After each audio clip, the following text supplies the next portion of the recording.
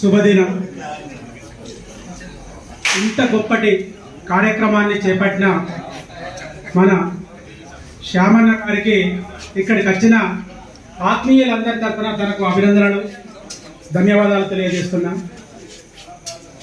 సేవే లక్ష్యంగా ప్రేమే నిత్యం ప్రజలకు పంచాలనే ఒక సంకల్పంతో జిల్లా లోపల అట్టడుగు బడుగు బలహీన వర్గాల నుంచి వెళ్ళి ఉన్నత స్థాయికి ఎదిగే వాళ్ళను ప్రోత్సహించాలనే ఆ ఆలోచన తనకు వచ్చినందుకు నిజంగా మన పెద్దపల్లి జిల్లా నుంచి, మన పెద్దపల్లి ప్రజల నుంచి తనను మనస్ఫూర్తిగా అభినందిస్తున్నాం. మరి ఇక్కడ మొదటి అంశం, డొంకన రవణ ఒక అట్టడుగు బీసీ వర్గానికి చెందిన ఒక మారుమూల గ్రామానికి చెందిన వ్యక్తి.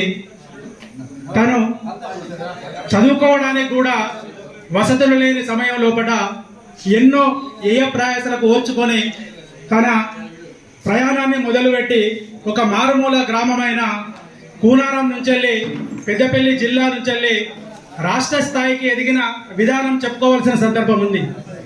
తను తొలుత స్టడీలో భాగంగా లా పట్ట తీసుకొని సుల్తానాబాద్ లోపల ప్రాక్టీస్ చేసిండు. అప్పుడు మన పెద్దపల్లి లోపల కోర్టు లేదు.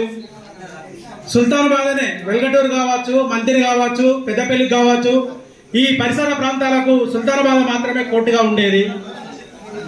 దాదాపు 90 నుంచి 95 మధ్యలో అన్న నాకు పరిచయం అయ్యాడు. మా పరిచయం నిజంగా చెప్పాలంటే సహచరులం కాకపోయినా ఒక బాల్యమిత్రుల్లాగా మాకు ఆ కోర్టు దగ్గర మాకు పరిచయం అయ్యాడు. ఆ కోర్టులో మా అన్న లక్ష్మీరాజం యాదవ్ ప్రాక్టీస్ చేసేది. మా అన్న దగ్గరికి సందర్భం లోపల రవణ పరిచయం అయ్యాడు. ఆ పరిచయం రోజు రోజుకు ఒక అనుబంధంగా పెరిగి మా ఇద్దరి మధ్యన ఒక ఆత్మీయత ఏర్పడ్డది.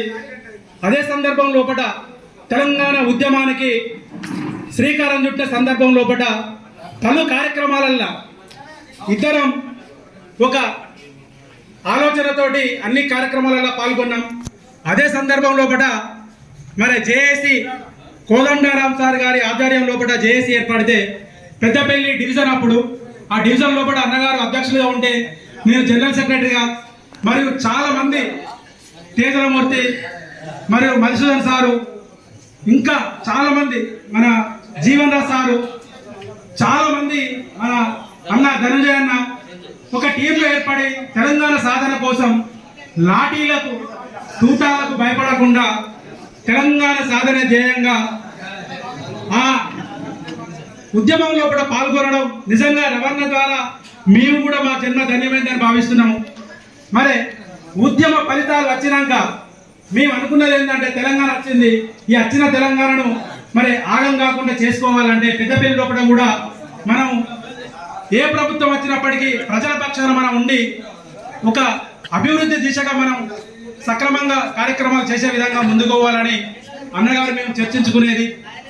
మరి తన నడవడిక, తన ఓపిక, తన దీక్ష, వాటికి ఈరోజు దక్కిందే మన పబ్లిక్ ప్రాసిక్యూటర్గా ఈరోజు అత్యున్నత స్థానాన్ని పొందిందంటే నిజంగా నీకు వచ్చినట్టు కాదు, మా అందరికి వచ్చినట్టుగా నీతోటి సన్నిహితంగా స్నేహంగా ఉండి పెద్దపల్లిలో కూడా అందరిలో నాలుకలో నోటిలో నాలుకగా మీరు ప్రతి ఒక్కరితోటి కలివిడిగా ప్రేమానురాగాలు పంచిన దానికే ఈ రోజు ఇంత పెద్ద బలగాన్ని సంపాదించుకున్నావు.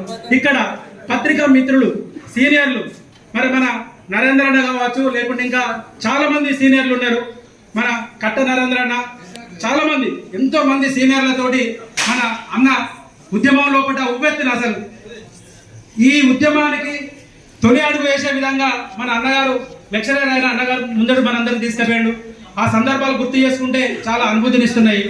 ఇక ముందు కూడా నీ ఆలోచన ఒక ఆయుధంగా, నీ ఆలోచన ఒక శక్తిగా ప్రజలకు నీకు ఇప్పుడు ఒక అద్భుతమైన అవకాశం వచ్చింది. దీన్ని వినియోగించుకుంటూ అట్టడుగు వర్గాల లోపల ఉన్న బలహీన వర్గాలకు నువ్వు చేదోడు వాదోడుగా ఉంటూ అందరికీ ఇంకా మరింత చేరువ కావాలని మనసారా కోరుకుంటున్నా. లాస్ట్గా ఒక చిన్న విషయం, సాహిత్యం చైతన్యాన్ని ఇస్తుంది, చైతన్యం ఉద్యమ స్ఫూర్తినిస్తుంది, ఉద్యమ స్ఫూర్తి విజయాన్ని చేకూరుస్తుంది. దానికి నిలువెత్తు నిదర్శనమే భరతమాత బానిస సంఖ్యల నుంచి విముక్తి పొందిన స్వేచ్ఛ భారతం. అదే లక్ష్యం, అదే ఆశయం, అదే సంకల్పంతో తెలంగాణలో కూడా అఖండితంగా మనం పోరాడి తెలంగాణ సాధించుకున్నాము. ఆ సాధన లోపల ఇక్కడున్న అందరూ పేర్లు తెలియకున్న ప్రతి ఒక్కరు కూడా డాక్టర్లు కావచ్చు, లేకుంటే మీడియా మిత్రులు కావచ్చు, లేకుంటే సంఘ నాయకులు కావచ్చు, ప్రతి ఒక్కరు ప్రాతినిధ్యంతో సబ్బండ వర్ణం అందరూ త్యాగం చేసి తెలంగాణ సాధించుకున్నాము. మరి ఆ తెలంగాణకు తేవడం లోపల ఈ భాగస్వామ్యానికి పెద్దపల్లి లోపల అందరికీ దక్కిందని నేను భావిస్తూ నాకు ఈ అవకాశం ఇచ్చిన సామన్న గారికి, మరి మా ఆత్మీయుడు మా డొంకన రవణ గారికి, మా ఇక్కడికి వచ్చిన పెద్దలందరికీ పేరు పేరున అభినందనలు, ధన్యవాదాలు తెలియజేసుకుంటున్నా. Thank you.